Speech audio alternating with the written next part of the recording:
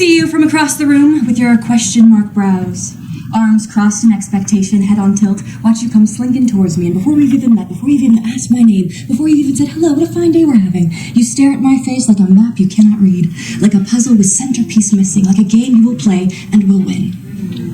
Your eyes, you say, and here comes the grocery store list. Almonds, you say, with a spoonful of mint jelly. Honey, you say, with the zest of a lime. The inside of a Tootsie Pop mixed with green apple Pop Rocks. What are you? Words so familiar yet sharp, like the pain in the side after running a mile on a full stomach, like an old pocket knife handle worn smooth in your hand but still drawing blood after all these years.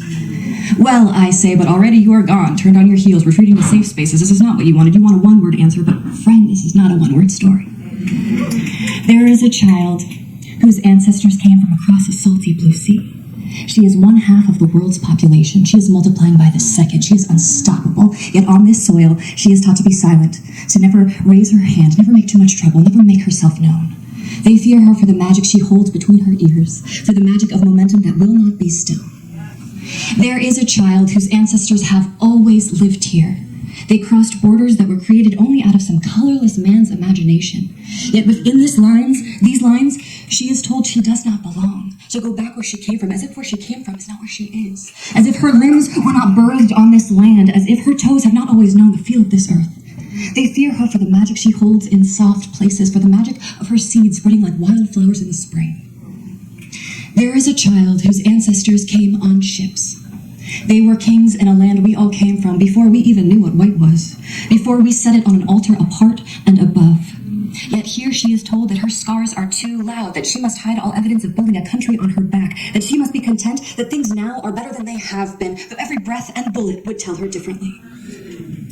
They fear her for the magic she holds in the bones of her memory, for the magic of her song that will not lay down quietly. You ask me what I am and hear my words as mutiny, igniting fires you are not ready for in your comfortable home, surrounded by your books and your friends, not even noticing when you look around the room that your skin is all the milky same, that you have learned how to keep out anything that may dirty the walls of your castles, that may challenge the sovereignty of your thrones. And where does this fear come from?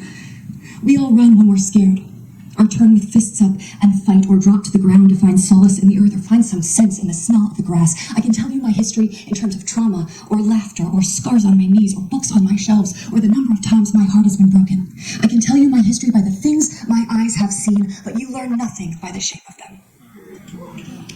You ask me what I am and search for safety in the answer. There is no safety here. There is a child whose ancestors came from opposite ends of the earth.